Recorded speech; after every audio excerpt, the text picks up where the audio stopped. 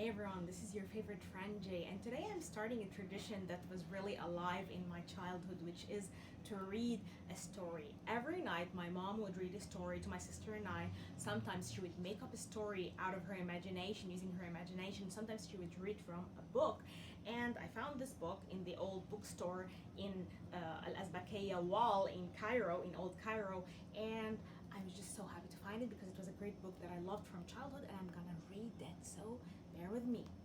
The Goose Girl. Once upon a time, there was a beautiful princess. She lived with her mother, the queen, in a castle on the hill. Her father, the king, died when the princess was a baby. When she grew up, she was going to marry a prince who lived in a faraway country. One day, the queen said to her, "You are old enough to leave me and go to marry your prince." The princess was sad to leave her mother, for they loved each other so much. She packed all her pretty dresses and fine jewelry, and the queen gave her some wonderful presents. The present the princess liked most was a white horse that could talk. His name was Falada. When the time came to say goodbye, the queen cut off a lock of her hair. She gave it to the princess, saying, "Take this, my dear daughter. It's a charm to keep you safe." The princess tucked it carefully into the top of her dress. The queen gave her one last present. "Here is a golden cup. You can drink out of it when you come to a river." Then the princess set off with her maid on their long journey. As they rode along over hills and through woods, the princess began to feel thirsty. "Oh, my maid," she said, "please take my golden cup and fetch me some water from the river." "Fetch it yourself," said the maid in a nasty voice. "Why should I take orders from you?" She was jealous of the princess. The princess didn't want to make a fuss, so she knelt down on the riverbank to reach the water, but the lock of hair fell out of her dress and floated away down the river. "Alas," said the princess, "I have lost the charm my mother gave me." The maid was pleased. Now the charm was lost. The princess was in her power. "Take off your fine clothes," she said, "and give them to me. You can wear these old rags." Poor princess. No one had ever been unkind to her before. She humbly did as she was told.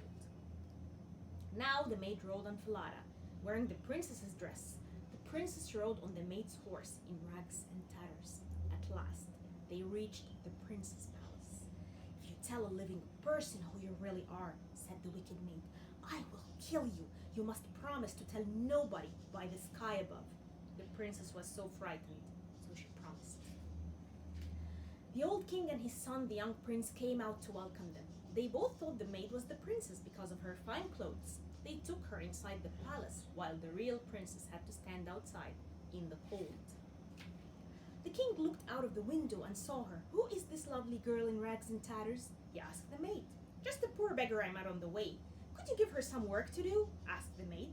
"She can help Curdken to look after the geese," said the old king, who was sorry for her. "I would like you to do something for me," said the maid boldly. "What is that?" asked the king. "Have the horse I rode on killed." "He behaved very badly on the way," said the maid. She was afraid Falada would speak and give away her secret. The king sent a servant to take Falada away. The princess ran after him crying, but she couldn't save the talking horse. So she gave the man a gold coin and asked him to fasten the horse's head high up on the city gate. Then she would be able to see her old friend each time she took the geese out into the fields. The first morning, as she went through the gate, she looked up at him sadly and said, "Falada, poor Falada hanging up there." The magic horse answered her, "Princess, poor princess passing down there. Alas, alas, if your mother knew how sad her heart would be for you." Curdken was the boy who looked after the geese. He liked to tease the girls and pull their hair and pinch them. The princess had beautiful, long, fair hair. She kept it hidden under a scarf.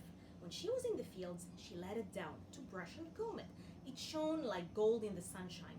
Curdken crept up behind her and tried to pull some of it out. So the princess began to sing a little song.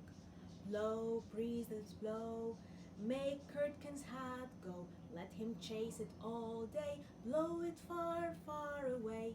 The wind blew Curdken's hat off his head. He had to chase it over the fields and hills. When he got back, the princess's hair was safely tied up in her scarf. This happened again the next day. The princess spoke to the horse as she went through the gate, and the horse answered. When they were out in the fields with the geese, the princess shook out her golden hair and sang her little song. Curdken's hat blew away again. He ran after it, and when he got back, the princess's hair was tied up again. This time, Curdken was so cross. He went to tell the king about it. That new Goose Girl talks to a horse's head, he said, and it answers her, and then she makes my head blow away. I think she's a witch. On the third day, the king decided to follow them to see what happened. He heard the Goose Girl say to the horse, Falara, poor Falara hanging up there. He heard the horse answer, Princess, poor princess passing down there. Alas, alas, if your mother knew how sad her heart would be for you. Then the king hid behind a bush and watched the Goose Girl comb her hair. He knew that only a princess could have such beautiful golden locks. She sang, Blow, breathe slow, make Curdken's hat go. Let him chase it all day, blow it far, far away. When Curdken ran after his hat, the king came out from behind the bush. Tell me who you are, he said. I dare not, sobbed the princess. I promised by the sky above not to tell a living person. She'll kill me if I do. The king followed her home to a poor cottage. In it, there was a big iron stove for burning wood. If you won't tell me, he said, whisper it to the old stove. That is not a living person. The poor princess was crying. She longed to tell her sorrows to somebody, but a princess never breaks a promise, so she crept up to the old stove. Here I am alone with no friends, she whispered. I am a princess, and my maid has taken my place with the prince. I have to wear rags and look after the geese. If my mother, the queen, knew it, her heart would break. Now the old king was standing just outside the cottage. He could hear all that the princess said through the stove pipe in the wall. That night, he gave a great feast at the palace. Everybody was invited. The false princess sat with the young prince at one end of the table. The king and the real princess sat at the other end. She wore a gold and silver dress and looked lovely. Everybody wondered who she was. Nobody, not even the maid, guessed that she was the Goose Girl. After they had eaten, the king told a story about a servant who had pretended to be his master. How do you think he should be punished? He asked the princess. Take away all his fine clothes, put him in a barrel, have 2 horses drag it through the streets, then turn him out of town, said the maid with a wicked laugh. What a good idea, said the king. That shall be your punishment. So the false princess was turned out of the town, and she was never heard of again. Everybody was pleased with the real princess. She was so beautiful and gentle. The young prince married his true bride, and they ruled their kingdom together in peace and happiness. Well, this story has many undertones to it, but what I think is one of the most prominent, strongest themes is gaslighting and abuse.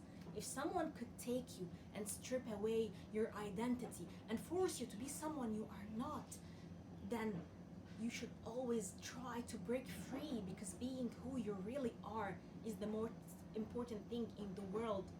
Don't try to be like the princess and allow injustice to happen to you and allow something to be taken, and even if it happens beyond your will, always fight for the truth and reality inside.